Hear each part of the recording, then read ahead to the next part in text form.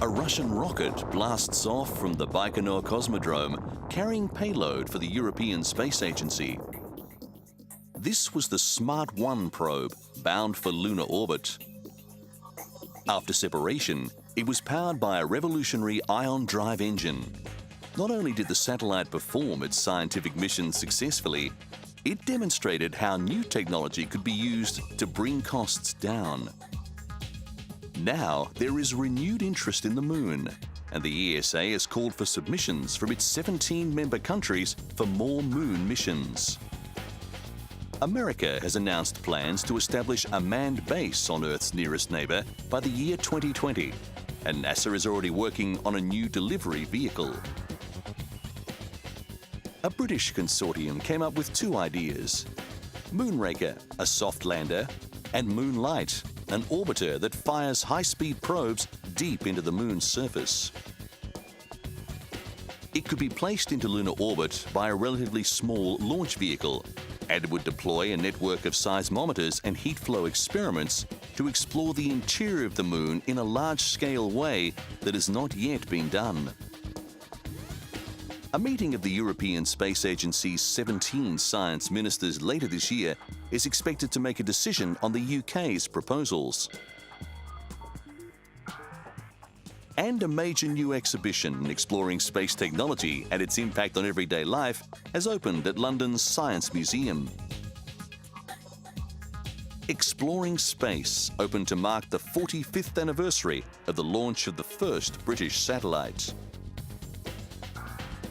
Amongst the items on show is a model of the US Apollo 11 lunar landing craft.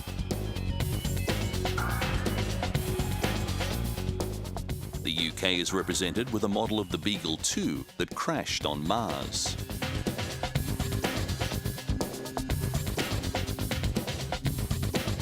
As well, there's the Huygens probe that landed safely on Titan, one of Saturn's moons, and the giant Spacelab 2 X-ray telescope. Satellite technology is crucial to communications, weather forecasting, and global monitoring. Scientific research has benefited greatly from exploratory probes and space-based telescopes. Developing space technology has led to an array of spin-offs for Earthbound engineering. Dr. Nicholas Patrick is only the fourth British-born astronaut. He was on NASA's Space Shuttle Discovery in 1985 and believes space technology's greatest benefits for humanity still lie in the future. The Exploring Space exhibition highlights Britain's contribution to space exploration. As a member of the European Space Agency, the UK has a number of high-profile projects in development, including further Mars exploration satellites and more probes destined for the Moon. But it's the Sun that's the focus of NASA's new pair of satellites. Known as Stereo, the solar observers have produced the first three-dimensional images of the Sun. They will help scientists predict when and with what magnitude dangerous solar storms will hit the Earth. Such storms can disrupt satellites, communications, and sometimes the electricity supply. Just as the slight offset between a person's eyes provides depth perception, the separation of spacecraft allows 3D images of the Sun. The Stereo spacecraft were launched in October and have now been maneuvered into their orbits, one slightly ahead of the Earth along its orbital path around the Sun, and one slightly behind. Solar storms throw out huge streams of charged particles. When they hit the Earth's magnetic field, they cause the auroras. At such times, astronauts in orbit and passengers on commercial airline flights are at risk from high levels of radiation.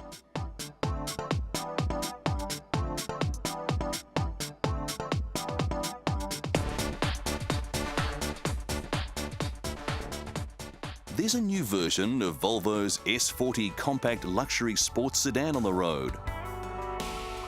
Safety and crashworthiness are principal themes for the S40, which includes a stiff body and side curtain airbags. The 2.4i variant comes with a 5-cylinder engine and a 5-speed automatic transmission or manual gearbox connected to its front-wheel drive.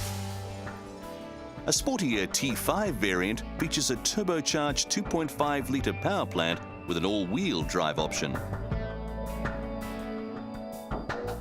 The manual gearbox has triple synchromesh and a distinct change pattern with a precise gate. The 5-speed automatic unit has an adaptive gear-changing pattern to automatically adjust to the driver's driving style. Much effort has been invested in matching the half shafts and universal joints to the high engine power outputs, virtually eliminating torque steer under hard acceleration. The new Volvo S40 introduces IDIS, the Intelligent Driver Information System. IDIS is a feature influenced by fighter aircraft technology. The system helps the driver avoid being distracted while driving. When the traffic requires the driver's full attention and concentration, certain peripheral information is delayed until the situation is calmer. The headlamps feature projector-type low beams.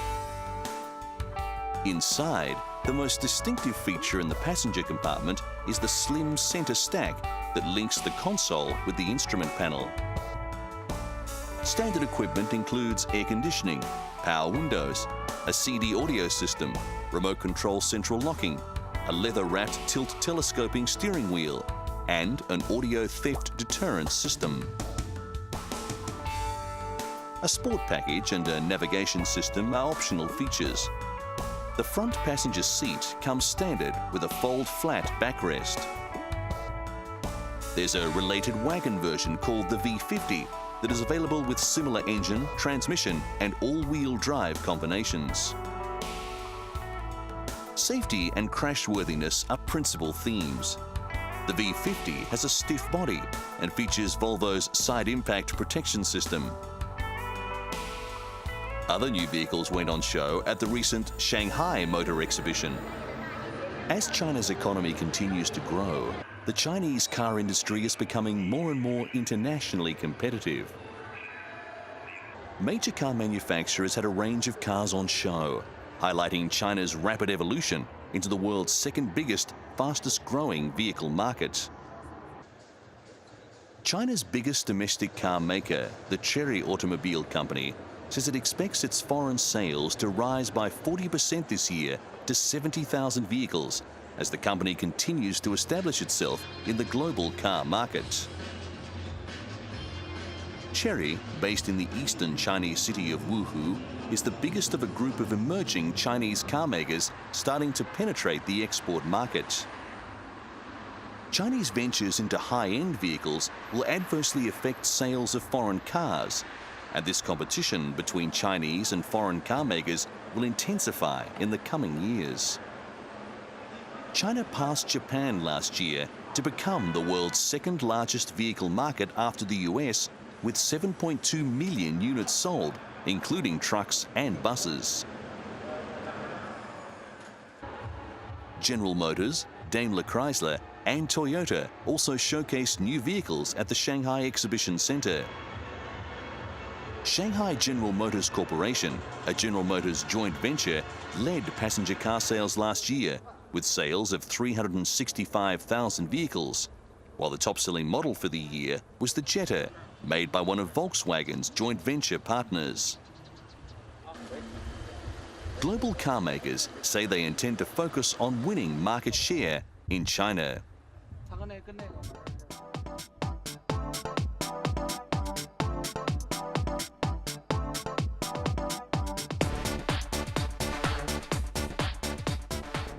The central city area of London, also known as the Square Mile, is one of the richest places in the world.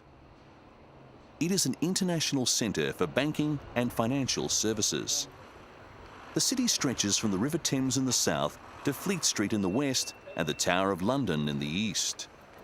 The city is about to become an internet hot zone, meaning people who have Wi-Fi enabled computers or devices like personal digital assistants will have access to the internet from anywhere in the Square Mile. Base station nodes have been installed on poles around the financial district, which interconnect, providing people using the system with uninterrupted coverage, moving them from base station to base station as they pass by.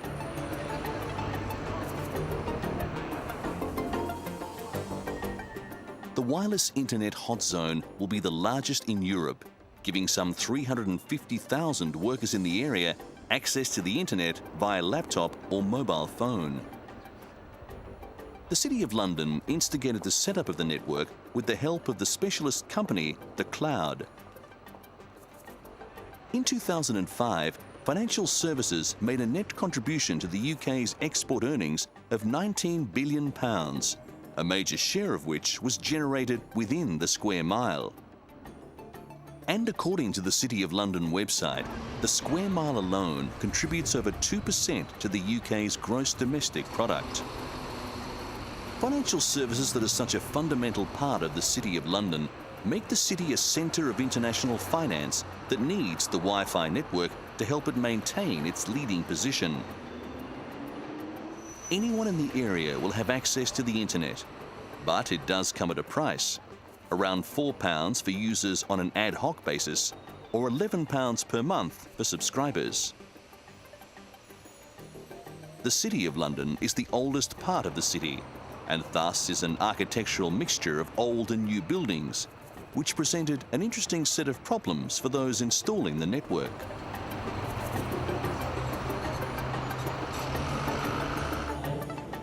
A new way to store and carry digital data has been developed by a computer applications student in the state of Kerala in South India. Currently, the most common forms of data storage use the binary format of zeros and ones that relies on magnetic or optical storage devices. Now postgraduate researcher Syr Darya has discovered how data can be represented in the form of colour combinations instead of zeros and ones. The new research is part of Syr Darya's postgraduate research paper. Known as the rainbow format, the technology uses colour patterns which can store data in any kind of file, including text, MP3 or MPEG. Using the rainbow format, storage densities can be increased hugely, and an ordinary printer or scanner can be used for reading even a small amount of data. The maximum storage capacity of a conventional pen drive is 64 gigabytes. With rainbow format technology, it is possible to store data in terabytes. 1 terabyte is equal to 1,000 gigabytes. A CD or floppy disk is not required even if very little data needs to be stored, as the colour pattern can be simply printed on a sheet of paper. The technology could radically reduce data storage costs, while at the same time allowing safer and longer-term data storage. According to Syr Darya, the possibilities for the further development of this technology are endless. One application he foresees is for visiting cards incorporating rainbow technology. A small dot on the card would hold all the personal details of the visitor, which could then be read using a rainbow card reader.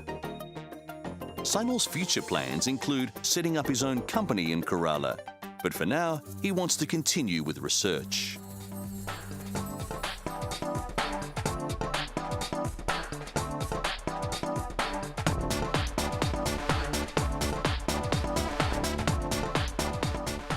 Atherosclerosis is a medical condition that affects the lining of the arteries, and it can lead to strokes or heart attacks. It's caused by factors like smoking, lack of exercise, poor diet, high blood pressure, and aging. To see the effect of poor vascular health, we'll take a trip inside the body's arteries. Along with the red blood cells, we see cholesterol. There are different types of cholesterol. The most significant of these are LDL cholesterol, sometimes called the bad cholesterol because it can clog the arteries, and HDL cholesterol, called good cholesterol because it is believed to help remove cholesterol from the body. Generally, our aim is to keep good cholesterol levels high and bad cholesterol levels low. When there is too much bad cholesterol in the blood, it can lead to serious complications. Any damage to the lining of the artery caused by, for example, high blood pressure can allow particles of LDL cholesterol to enter the lining of the vessel. When LDL cholesterol enters the damaged wall of the artery, it changes and can lead to inflammation. Over time, this process of oxidation and inflammation in the artery wall creates something known as an arterial plaque. This can be happening at a number of different sites around the body. This chronic process, known as atherosclerosis, can have a number of outcomes, depending on whether the plaque is stable or unstable. A stable plaque can continue to grow, slowly reducing blood flow, but it does not necessarily block the artery. But sometimes, even a small plaque can become unstable and rupture, exposing its contents. This is much more dangerous. A clot forms, and this can completely block the flow of blood. The effects are immediate. A blockage in arteries supplying blood to the heart will cause a heart attack. In arteries supplying the brain, a stroke. But by addressing the risk factors, we can drastically reduce the chances of atherosclerosis. For some people, a good sleep can be an elusive dream. Pauline Lawson hasn't had a decent night's sleep for years. And bizarre though it may sound, it's her legs which have made sleep so difficult. Pauline says that her legs feel like they are being hit with a blunt screwdriver, and it happens night after night. Pauline has restless leg syndrome, and she's staying overnight at the Adelaide Sleep Institute in South Australia. While the syndrome may not have a high public profile, it is a chronic illness that affects millions of people across the globe. The Brain Foundation of Australia quotes American research that suggests about 5 out of every 100 people will suffer from restless leg syndrome at some time in their lives. A sufferer's limbs will move involuntarily at 20 to 60-second intervals. That will sometimes disturb their sleep to the point that they will be sleepy the next day. And it is not just the sufferers who are sleepy. Their partners don't get a sound night's sleep either. When sufferers think they are about to drop off to sleep, they feel they must move their legs. Some patients have had the condition for 30 years. The main cause of restless leg syndrome is a chemical imbalance in the brain. The key factor is the naturally occurring substance dopamine, which plays a crucial role in transmitting neurological signals. The good news is that now the dopamine link has been uncovered, it can be managed with drugs. Pauline Lawson says she can't believe how much better her life is. 4 months after first coming to the Sleep Institute, she is now getting what most of us take for granted: a good night's sleep.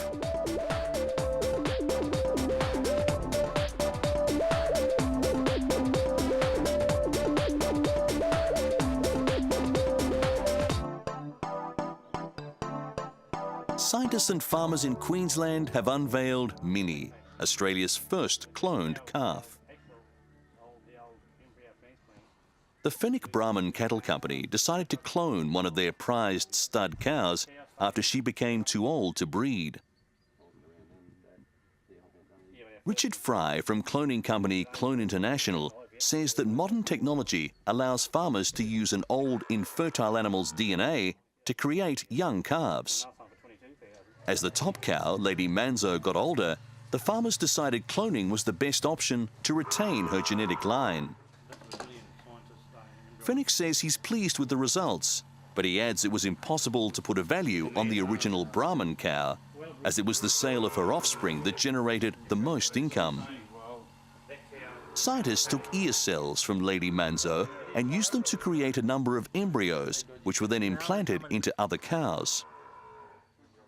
2 of those attempts resulted in pregnancy, with one cow carrying the cloned calf to full term. Fry says the process is quite difficult, with a success rate of around 1 in 10, but the techniques have come a long way since Dolly the sheep was cloned, when the success rate was 1 in 273.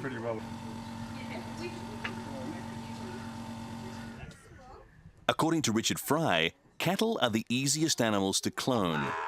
He believes that Australia and New Zealand are frontrunners when it comes to cattle stock, and he hopes that cloning will one day allow farmers in these countries to export elite cattle genes.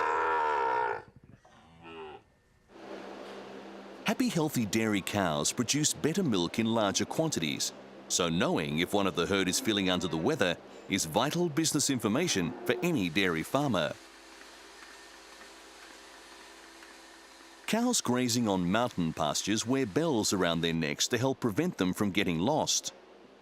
But these cows at the Berete dairy farm on the Mediterranean coast wear electronic tags to warn the herdsmen when they are feeling ill.